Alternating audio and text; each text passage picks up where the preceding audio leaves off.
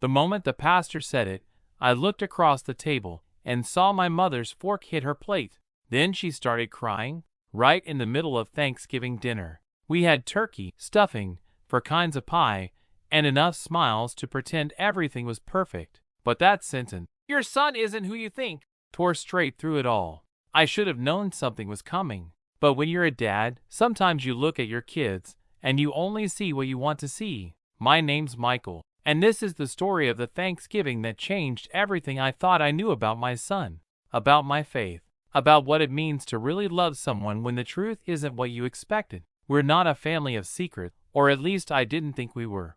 Our house is one of those homes that smells like cinnamon and wood polish when you walk in. The kind of place with framed Bible verses in the hallway and finger-painted turkeys from when the kids were little still stuck on the fridge. We've got a chalkboard in the kitchen with the word gratitude scribbled in my wife's handwriting, and it's been there so long the chalk's worn to dust. Every Thanksgiving, we do things the same way. The same dishes, the same stories, the same overcooked rolls that Aunt Cheryl somehow always forgets in the oven. My wife, Patricia, starts cooking 2 days early. She plays Nat King Cole while she bastes the turkey. She wears the same ridiculous apron with the cartoon pilgrim on the front every year. That year started no different. I remember my son, David, walking in with that crooked smile of his and a bottle of sparkling cider under his arm. He's 22, just finished college, works in tech now, but still volunteers at the local food bank on Saturdays. He's the kind of kid who makes you proud. Respectful, always early, never gave us trouble, not even during the teenage years, which is why I didn't question anything when he started pulling away just a little, skipping church now and then, getting quiet when we talked about future plans, staying in his room longer when he came home to visit. I just figured he was adjusting to adulthood, finding his way.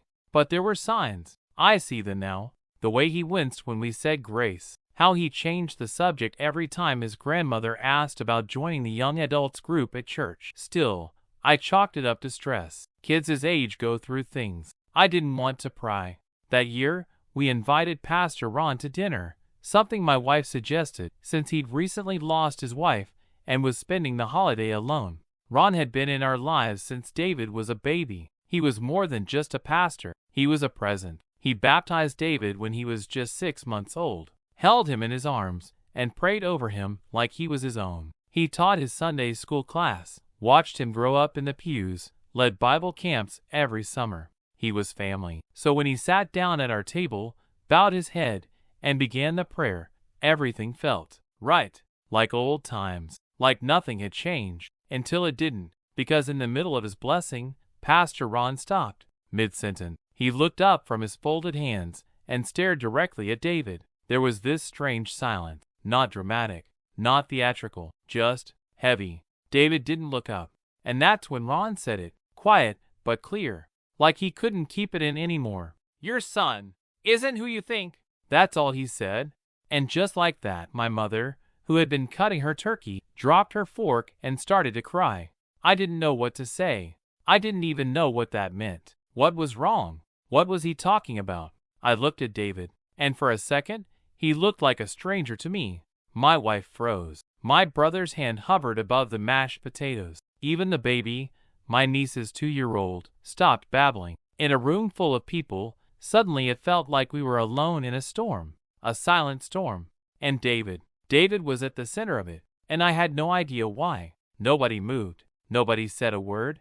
It was like that moment in a storm when the lightning hits, but the thunder hasn't come yet. Just that eerie, silent pause before something breaks. David didn't look at anyone. He just kept his eyes on his plate, as if he hadn't even heard Pastor Ron's words, as if he wasn't the one we were all now staring at. I glanced at my wife. Her mouth was slightly open, hands frozen in midair, still holding the serving spoon over the sweet potatoes. Her eyes were locked on David, but she wasn't really looking at him. She looked through him, like trying to see the truth behind his face. My brother Greg let out an awkward chuckle. "Well, that was dramatic," he muttered. It was the kind of thing he always did when tension filled the air. Greg was a buffer, always throwing in jokes when things got too heavy. But this time, no one laughed. Pastor Ron quietly picked up his napkin and placed it on his lap like nothing had happened, like he hadn't just cracked the dinner table in half with one sentence. I finally broke the silence. "Ron," I said carefully. "What? What do you mean?" He didn't answer right away, just gave a little nod and said, "Let's eat first." And that was it. Just like that, the prayer was over. The plates were passed. People pretended to eat. But there wasn't a single soul at that table who was hungry. I tried to focus on my food. Really, I did. But every bite tasted like dust. I kept watching David. His hands were steady, his face calm. Too calm. My mother barely touched her plate. She just kept dabbing her eyes with a napkin, sniffing quietly. I hadn't seen her cry like that since my father passed. Something had happened. Something big. And I had no idea what it was. After a few minutes, Patricia nudged me and whispered, "Did you know anything about this?" I shook my head slowly. She frowned. "Why would Ron say that?"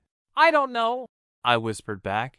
"But he wouldn't say something like that unless it was serious." She looked over at David. "He's hiding something." I didn't answer, because I was thinking the same thing, but I wasn't ready to say it out loud yet. For the rest of the meal, the air was heavy. No one talked about football. No one asked about the pie. Even the baby started fussing from the tension. And every now and then, I caught Pastor Ron glancing at David, not with anger, not with judgment, but with sadness, like he knew something that hurt him to carry. That look chilled me more than his words. It took me back to the first time I noticed something was off with David. It was about a year before that Thanksgiving. He had just come home from college for Christmas. We were in the living room, and I'd asked him if he wanted to read the nativity scripture for us, something he used to love doing as a kid. He smiled politely and said, "You do it, Dad." I thought nothing of it, but now I remember how quickly he changed the subject after, how he left the room before we prayed, how he didn't sing along to the carols like he used to. Little things, easily missed, but now they echoed louder than ever. There was that phone call late one night.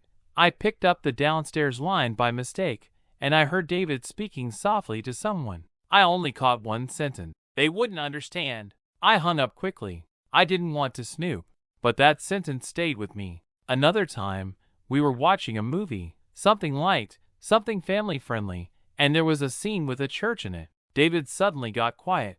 He shifted in his seat, looked uncomfortable. I asked if everything was okay. He said he was just tired. But now I wonder, was he tired, or tired of pretending? There was also the time we walked past the old chapel near campus. I saw him hesitate, just for a second, like he didn't want me to see something. Then he smiled and pointed out a coffee shop instead. Why didn't I ask him then? Why didn't I stop and just ask what was really going on? Because I didn't want to know. After dinner, Pastor Ron stood up and gently cleared his throat.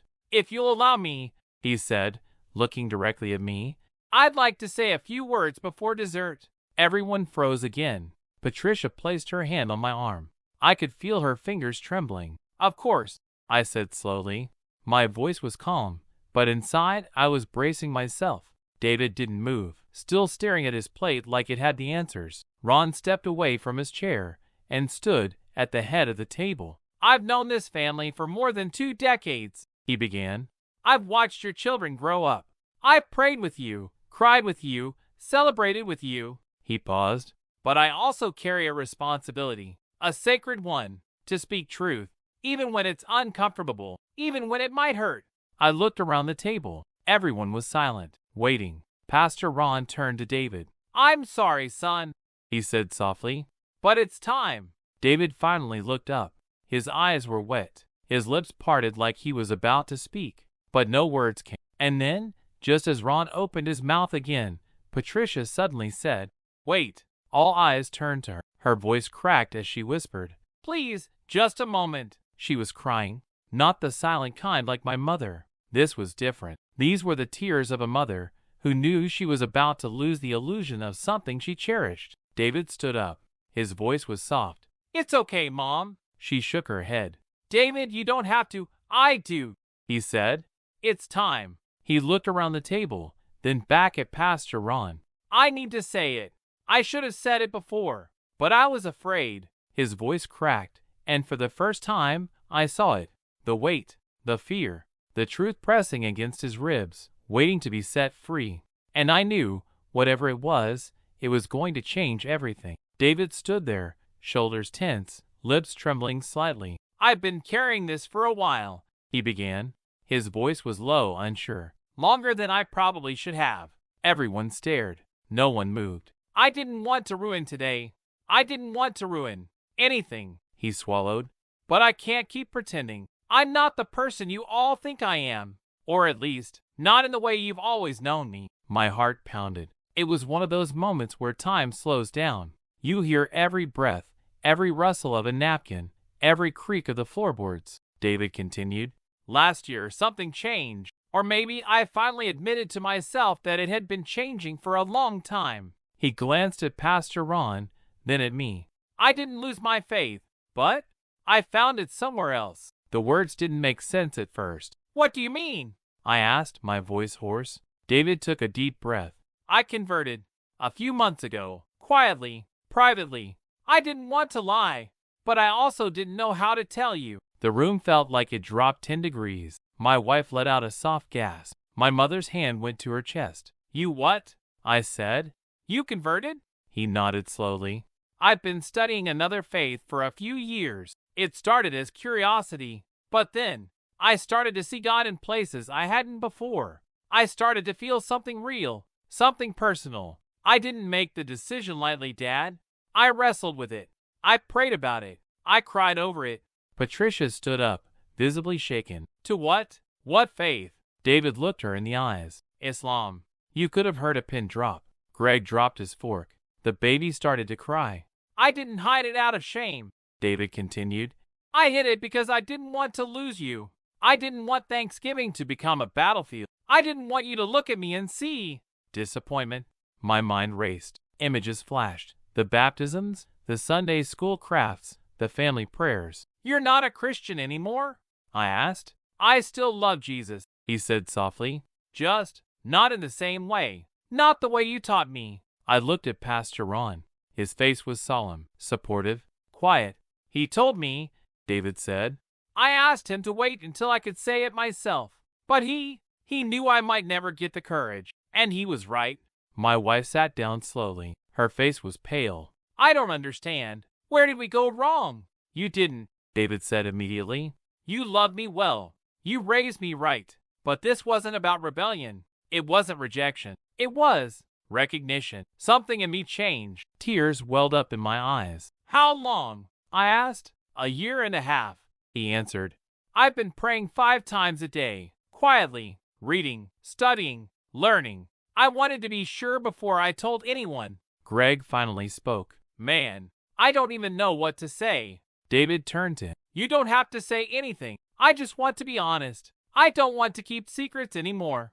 Then he looked at me. "Dad, I know this hurts, but I need you to know I didn't stop being your son." My throat tightened. "But you stopped believing what I believe. I believe in God," he said.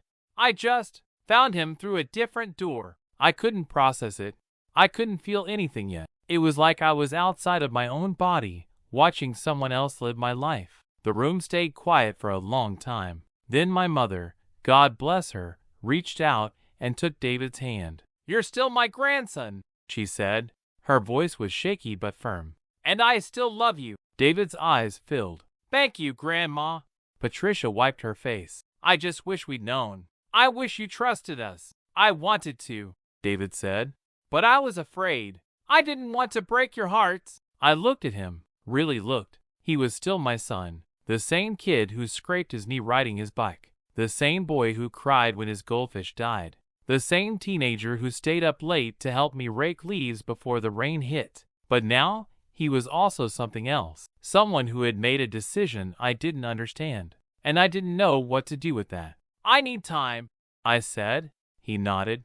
"I know." And then I said the only thing I could say. "I still love you." His lip trembled again. "I love you too, Dad."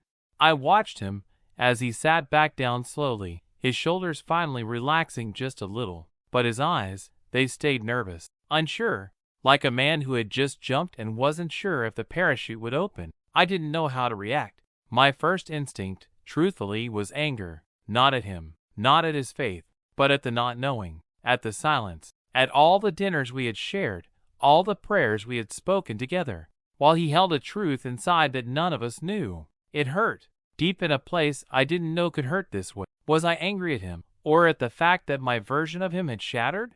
I glanced at Pastor Ron. He met my eyes and gave the smallest nod, a look that said, "This is love's test now, not doctrines." And still, I sat there, torn. "What does this mean?" my wife asked suddenly. "For your future? For your family?" David looked at her gently. "It means I'll keep living with purpose, that I still care about kindness, justice, compassion. It means I still want to be part of this family. If you'll let me, I don't care what label you wear," my mother added. "If you believe in loving God and treating others right, that's more than some people ever figure out in a lifetime." Greg leaned back in his chair. "This is a lot, man. But, I guess at the end of the day, faith's personal, right?" David gave him a small smile. "Exactly." The silence returned, not the cold kind from earlier. This one was different, like the house was breathing again. "I guess what scares me," I finally said, "is that I don't know how to talk to you now. I don't know what I can say without crossing a line." "You can ask me anything," he replied. "I don't expect you to get it overnight. I'm still learning too." "You still believe in forgiveness?" I asked suddenly. He smiled. "More than ever." I nodded. That was something. A bridge, maybe. A place to start. The baby cooed. Someone let out a breath. Someone else wiped their eyes. And then, like a miracle in itself, Patricia stood up and walked to him. She bent down, took his face in both hands, and kissed his forehead. "I love you," she whispered. "Always. But next year, you're bringing the pie." Everyone laughed. Even my mother. It wasn't the ending I had imagined for that Thanksgiving, but it was a beginning. I stood up and walked to him, put my arm around his shoulder. "We may not always agree," I said, "but this table's still yours." He nodded. "Thank you." There was one more thing I had to say, something I hadn't even realized until that moment. "I thought faith was something you passed down, but maybe it's something each of us has to walk toward on our own." Pastor Ron smiled gently. "That's the truest thing I've heard today." Dinner eventually ended. Not with dessert, not with games, not with the usual family jokes echoing through the halls, but with quiet conversations and long embraces. People lingered in the living room. My mother and sister took the baby into the den to play. Greg made coffee and brought a cup to David without a word. It was his way of saying, "We're still brothers." I walked outside, needed air, needed distance, but footsteps followed me onto the porch. It was Pastor Ron. He didn't say anything at first, just stood beside me. The wind was cold, the sky clear. "He's still your son," Ron finally said. I nodded. "I know. But this hurts," he added. I didn't say anything. "I didn't want to speak," Ron continued. "I really didn't. But when he told me he couldn't find the words, and that Thanksgiving might pass with him still hiding it, I had to say something. Not for me, not even for you. For him. You did the right thing," I said, and I meant it. Ron looked at me. "Faith isn't a cage, Michael.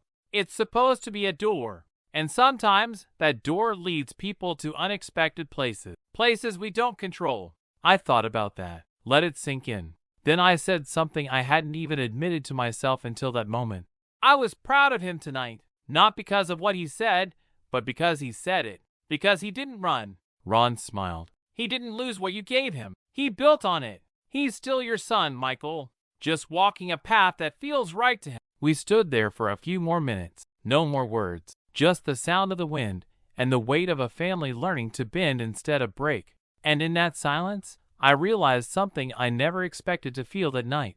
Gratitude. Gratitude for truth. Gratitude for courage. Gratitude for the chance to love someone not in spite of who they are, but because of it. The house was quieter than usual that night. Not the silence of tension, but the kind that follows a storm. When the wind has passed, and you're just left staring at the leaves scattered across your lawn. After everyone left, Patricia and I didn't say much. She sat at the kitchen table, staring at the pie no one touched. I stood by the sink, running the faucet for no reason at all. We were both exhausted, not from the cooking, not from the company, from feeling too much. "I always thought I'd be the one to break down at the dinner table," she finally said, almost smiling. I gave a weak laugh. You held it together better than I did. I don't know what to think yet, she admitted. But I know I still love him. That's something. It's everything, I said. We went to bed early, but I didn't sleep. I lay there, staring at the ceiling, hearing David's voice over and over again. I didn't stop being your son. The words echoed, not just in my mind, but in my soul. Around midnight, I got up and went to his room. The door was open. He was sitting on the bed, back against the headboard, reading. He looked up and smiled. Couldn't sleep either?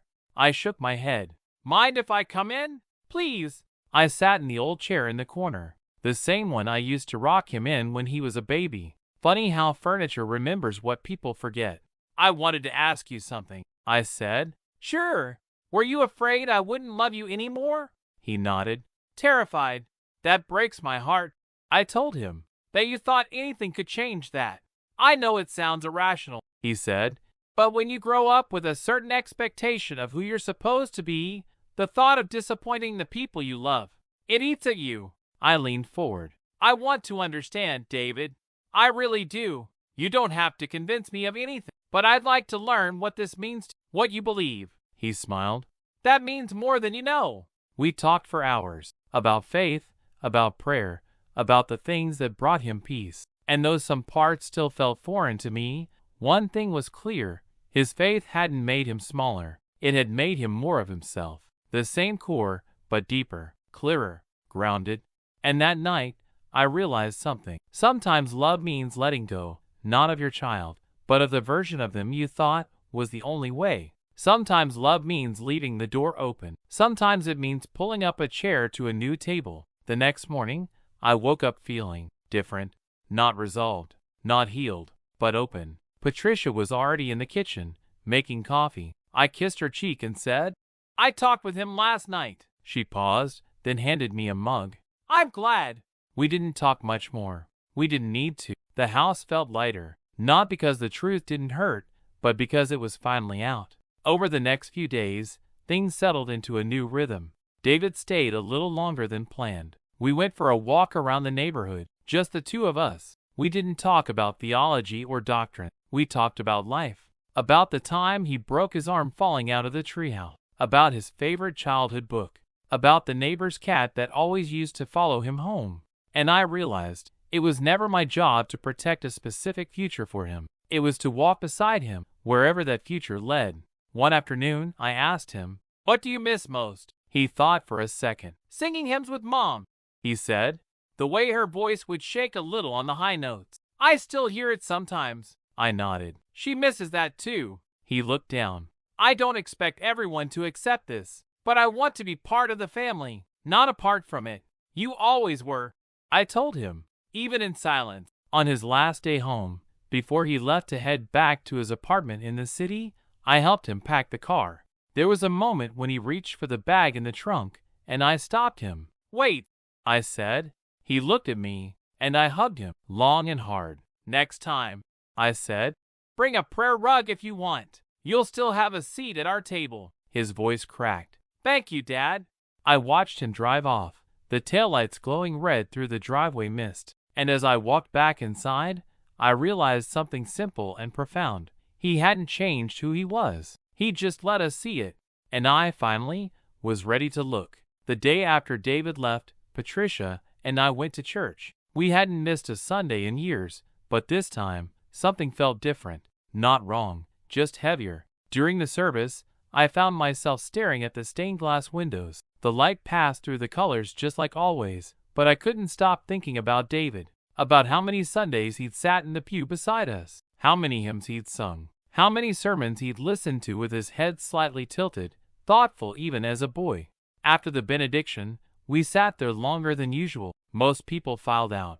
A few said hello. Patricia turned to me and said, do you think we failed? I shook my head. No, I think we did the best we knew how. She paused. And now we listen, I said, and we grow. On the drive home, I remembered something my own father once said to me. I must have been 17. I had come home angry from a youth group meeting, questioning something I'd heard. He had just smiled and said, doubt isn't dangerous, silence is. And now, decades later, I understood what he meant. David's honesty hadn't destroyed our family. It had saved it, not because we agreed, but because we finally saw each other. That evening, Patricia and I sat down and wrote David a letter. Not an email, a real letter, pen and paper. We told him we were proud of his courage, that we wanted to learn with him, that his seat at the table was not conditional, it was permanent. We asked him about his daily prayers, about what books had moved him. We told him we missed him, and we reminded him, no matter where his journey took him, he never had to walk it alone. When we sealed the envelope, I felt a peace I hadn't known in weeks. It didn't fix everything, but it was a start. And that's all any of us ever really need, the chance to begin again. That Thanksgiving wasn't the one I expected. There were no board games after dinner, no sleepy football on the couch, no second servings of pie. But what we got instead was something deeper, something harder, something real. We got the truth. And truth, as I've learned, doesn't always come wrapped in comfort. Sometimes it shows up uninvited, sits at your table, and dares you to look it in the eye. My son changed. Or maybe he didn't. Maybe he just stopped hiding. And I, as his father, had to decide, do I love the image of him I had created, or the man standing right in front of me? I chose the man, and I would choose him again, because real love doesn't vanish when tested. It deepens, it matures, it learns to bend without breaking. That night, I realized faith isn't a formula. It's not something you bake into a family recipe and pass down unchanged. It's a journey, and we each walk it differently. My path led me here. His path took a turn I didn't expect. But what matters most is that we're still walking, still trying, still reaching across the table. I used to think the measure of a family was how alike we were. That sameness meant strength. But it's not. The real test is what you do when that sameness breaks. Do you run? Do you fight? Or do you stay and learn to love what you didn't expect? David gave us all a gift that night. He gave us his honesty, his trust, his truth. And yes, it was hard. But when he looked at me and said he still loved us, still wanted to belong, how could I not meet him halfway? He didn't ask us to change. He just asked us to see him fully, without filter. And isn't that what we all want? To be known, to be held, to be kept, even after the mask comes off. If you're listening to this and you're a parent, maybe you're holding on to an idea of who your child should be. I know I was. But sometimes, the greatest gift we can give them is the space to be honest, to come home, to be seen and still be loved. Because at the end of the day, that's what family is. Not perfect, not always peaceful, but anchored in something deeper than agreement, grace. And if you're the one carrying a truth you're scared to share, I hope you know this. The right people won't leave. They might need time. They might need space. But love, real love, it doesn't walk away when the script changes. It learns the new lines and keeps on reading. Since that day, things have changed in our family. Some of our conversations are longer. Some of our prayers sound different. We don't all agree on everything, but we agree on the most important thing. Love doesn't end when the story takes a turn. It gets louder. That Thanksgiving changed us, and in many ways, it saved us. We don't always say grace the same way now, but we say it loudly, together, because we're still a family. One chair never empty. Sometimes I think back to when David was 5. We were playing outside. He had this little plastic fire truck, the kind with a ladder that never really stayed upright. He rolled it across the driveway, then stopped, looked up at me, and said, "Daddy, will you still love me if I'm a firefighter and a superhero?" I laughed. Of course, you can be both. I didn't realize until recently how deep that question really was. Will you still love me if I'm not exactly who you imagined? That question doesn't go away with age. It just changes form. And now, I finally have an answer I wish I had spoken more clearly more often. Yes. Yes, I will love you, whether you're a firefighter, a superhero, or a man of a different faith. Because what matters most isn't the uniform, the job, the belief. It's the heart behind it. It's the love that keeps showing up. David is still mine, and I am still his. Thanksgiving may never look quite the same again, but I don't want it to, because now, every time we gather, it's not just a holiday, it's a reminder that honesty is sacred, that courage is contagious, that love doesn't depend on agreement. It depends on presence. And around our table, there will always be a place for him, a place for the truth, a place for you. Speech balloon if this story touched you. Share it with someone you care about. Let them know the door's still open. Pushpin subscribe to One Chair Empty for more stories that hold space for grace. Thumbs up, like, comment, and share your thoughts. Your voice is part of the story too.